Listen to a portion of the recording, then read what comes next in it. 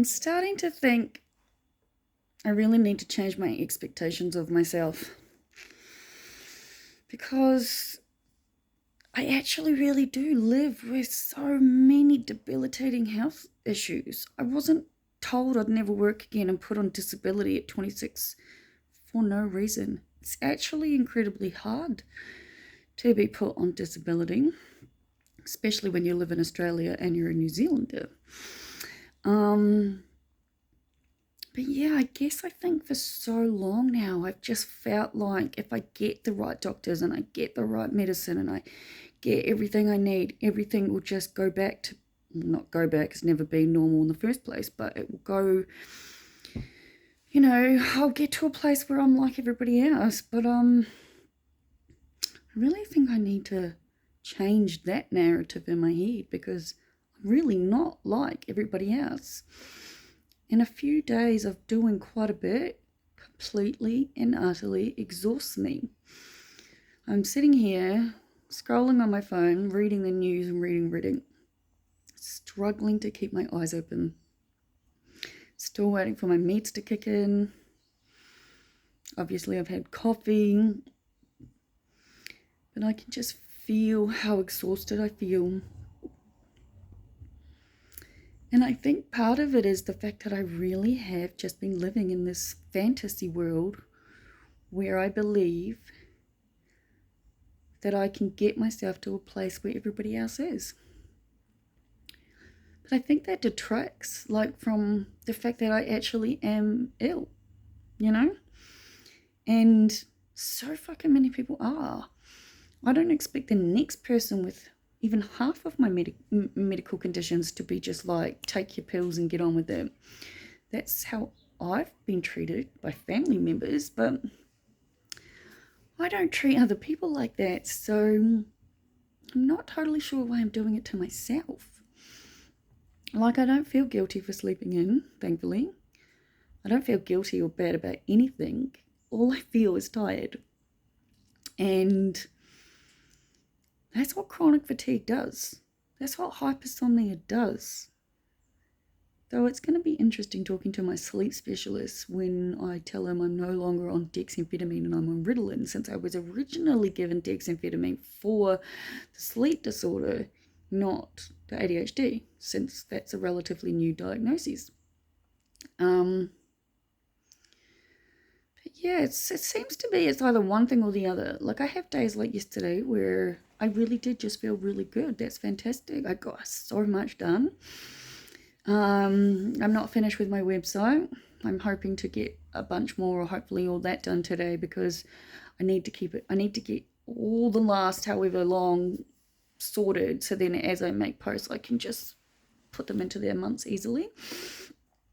It doesn't take too much brain power, thankfully, but it does take a lot of time and effort because I have to painstakingly have my phone open on my posts and then the computer open and then literally type in every single freaking title that I want to go under each month. And then yesterday I was looking at it and I'm obviously doing it in order. But obviously you'll see if you follow my blog that, I do my daily videos and they're all dated and got titles and whatnot, but I do post blogs in the meantime. I'm starting to think, actually I'm just having this realization as I'm speaking, that maybe I should put days and dates and stuff on all of my blogs, because it kind of appears when I checked last night that I've missed stuff, which wouldn't be so bad. I'd just go and add it in, but I have no idea how to add it into the right order. And we're all aware of how I feel about technology. Just getting to where I'm at has taken fucking ages. I haven't even looked at my new website, which I did tell my work about. So they're all obviously excited to see it start, which means I really do have to do something about it. Thankfully, I'm learning all I need to learn on this one, so hopefully I do better on the next one. But yeah, it's just really, really come to my forefront of my mind that I have to stop pretending or believing, or whatever the hell I want to say, that I can just fucking every day, 7 days a week, feel like the next person, because I can't. Every single thing I live with exhausts me. And if you don't know what I live with, go to my About page, and there's a massive thing written there that lists every single thing I live with. That's why I make these blogs. I was reading on Reddit today. Oh, freaking maths. What is it, we in 2022, maths villain Olivia, go figure, same name as me. The amount of hate I've read about her with my name, Jesus, right? But yeah, she did an interview, or she got spotted somewhere, I don't know. I saw it this morning, and she joked about suicide, and it's not a joking matter. And I was reading the comments under it, and there was these poor people saying, this is why I no longer feel comfortable talking to anyone, because people make it like it's a joke, like we should just be able to get on with shit. Like, severe suicidal thoughts can consume you, all right? We're aware that I live with suicide ideation. I'm in a good place with that right now, thankfully. But when I'm not, it is horrifyingly scary, because there are multiple levels to all different illnesses. And unfortunately for me, on my dark side, mine are all very extreme. When I'm in my good light side, I can deal with it. I'm learning how to stay in the good high vibrational light side. But, you know, if you look on my freaking YouTube or website, it was only like 2 or 3 days ago where I cried to my camera. Ironically enough, all the videos where I cry get far more views than the rest of them. Maybe people like watching people in misery, I'm not sure. Or maybe it is the people that I'm making these videos for who can relate. I literally put on the comment to this person today who said, I don't feel comfortable talking about my mental health with anyone because of people who joke about it and make it sound like it's nothing. I was like, look, I hear you, I feel you. As someone with severe suicide ideation, I blog about it all the time because I want other people to know they're not alone. And if anyone watched my therapy session yesterday, you would have seen that I was talking about that, you know, like the points to my videos. These are completely different to what professional ones will be, because I don't pick up my camera and talk with an actual point to get across so much as I talk, because I'm consciously streaming thought while trying to figure myself out. And like I said, it's now 11:43. Interesting. It must have been 10:43. Yeah, I've been up for an hour. Funnily enough, actually talking to myself or to you guys is helping me wake up. So that's a good sign. And as I said, if I've been up for an hour, and, you know, if I really do live with chronic fatigue and hypersomnia and a whole bunch of other stuff that you can read about on my About page. And that's why I study part-time. I've said for so long, it doesn't matter how long it takes me. I'm in my 6th year, I think, and it sounds about right. I did my first year of uni, 8 units, full-time, back-to-back. I did full 8 units in the first year. There's 24 units in my degree. I have 4 left, so I've done 20 so far. And I started in 2017. So since 2018 till now, what is that? 12 units I've done. I think I can count correctly. And that's okay. You know, I beat myself up because I'm scared that I'm not going to get into my next degrees, and that's silly, because there are hundreds of freaking universities. I'll definitely get into one. I'm acting like I have a freaking average grade of 50% and I need to get it to 80. My average grade is approximately 75 and I need to get it to 80. So not nearly as bad as the meanie in my head makes it out to be.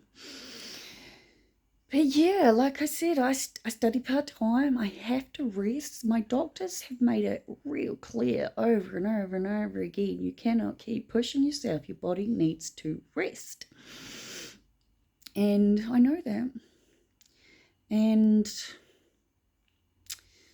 yeah, I do have to say though, this is why I want to get up earlier. Like 6:30 is my ultimate aim. If I'm up at 6:30, I'll be happy, because it does take me at least an hour to wake up, all my meds to kick in and everything, because chronic fatigue aside, hypersomnia, as we've seen with the tests in the sleep clinic, literally is the simple fact that the clock of my brain is broken. So even though I'm physically awake, mentally my mind doesn't catch up, according to my specialist, for at least 2 or 3 hours.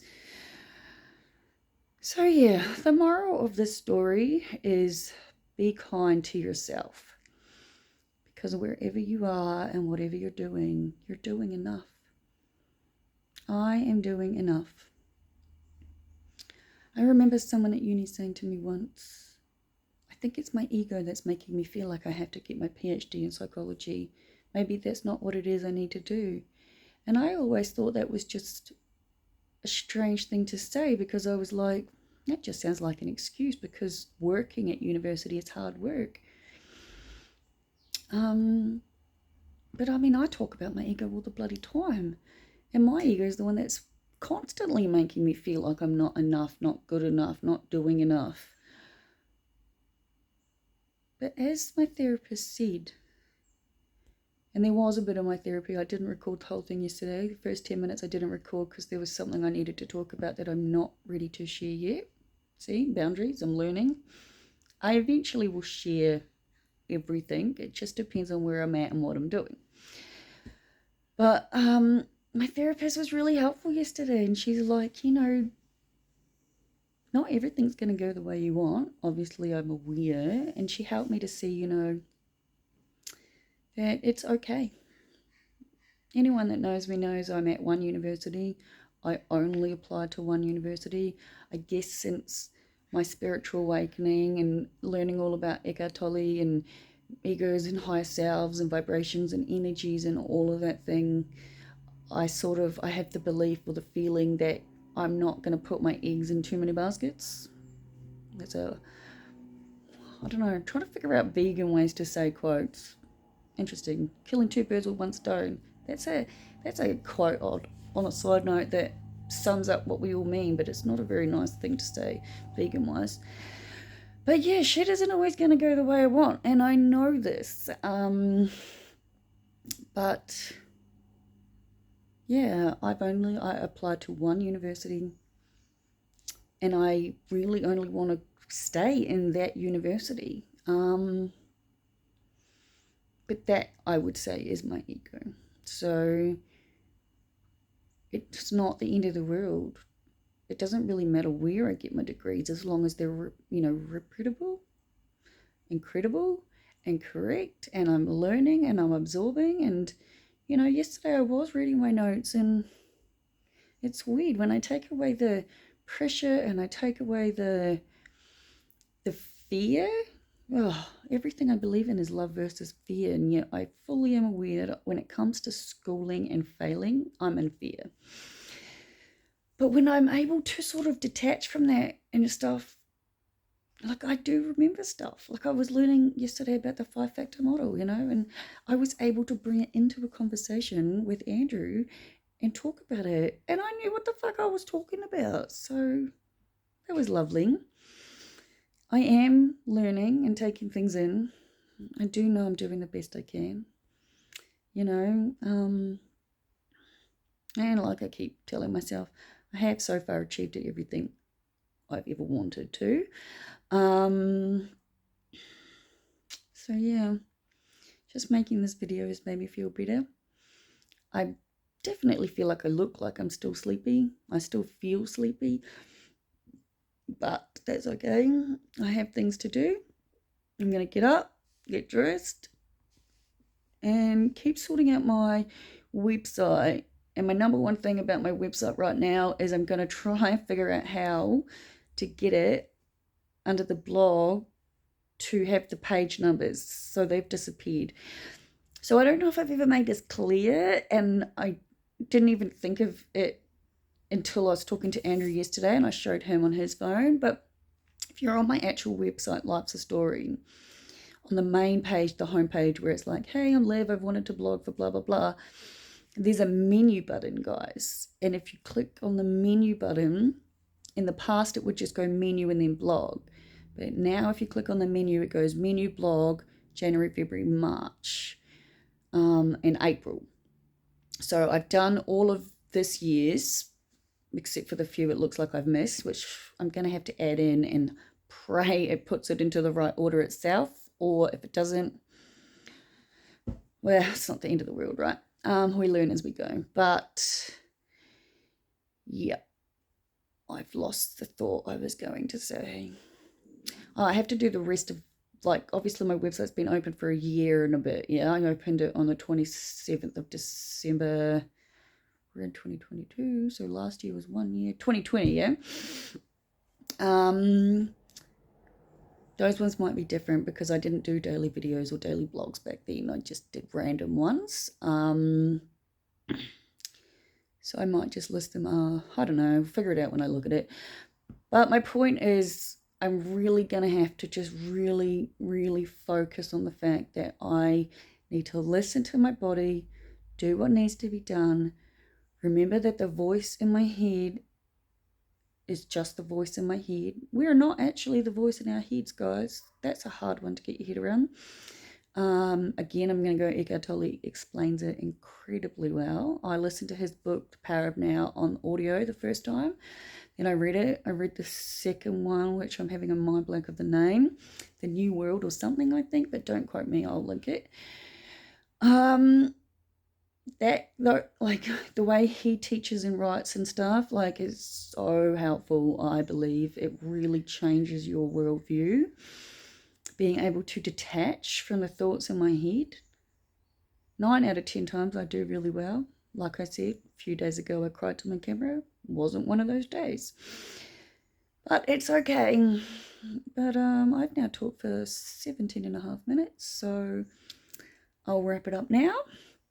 But yeah, I guess this is just me saying to everyone out there, again, you're doing the best you can. And please remember, try to be kind to yourself, because being kind is the best thing we can do.